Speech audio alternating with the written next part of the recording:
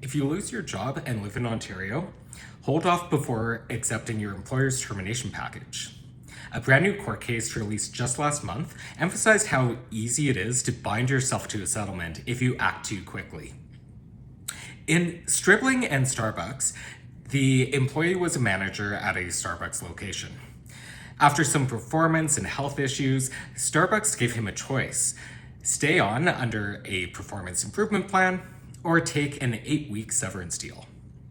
He took some time, even asked for an extension to consult a lawyer, but eventually accepted the second option.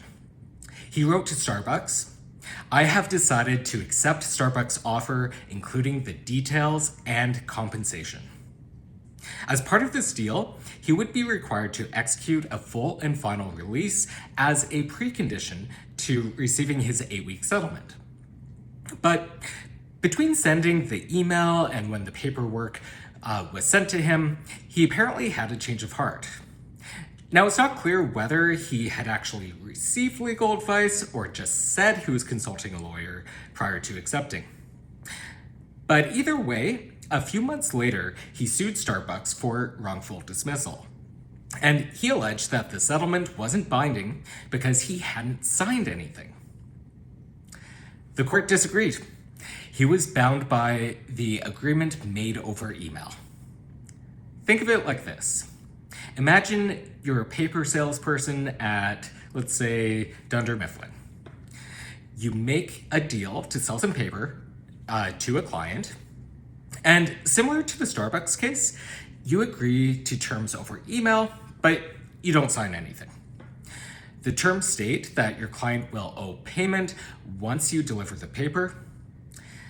But even if you haven't delivered the paper yet, you still have a binding contract. You can't just back out because you realize maybe you set the price too low, put the decimal in the wrong spot. Now, there might be other reasons that you could get out of this, but in general, that's the rule. So the court ruled that the moment the employee sent that email, there was a meeting of the minds over the fundamental terms. And not just that, there was an agreement over the payment, or in legalese, we refer to this as consideration, under the agreement. In other words, there were all of the elements to a contract, so there was a valid contract. And essentially, once you have a valid agreement, the other side can hold you to your side of the contract. And that's what the court held. The employee is bound to the settlement, and his only option is to sign the release if he wants to receive any payment. So, what can we learn from this? Well, have your offer reviewed by a lawyer before agreeing to anything.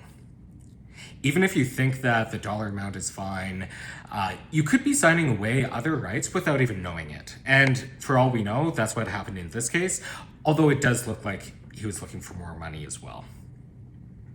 And once you say yes to the money, you lose your right to negotiate better terms. Now, if you have any employment law questions, whether similar to this case or any other case, and if you're located in Ontario, check out the link in my bio. And don't forget to like and follow for more employment law news.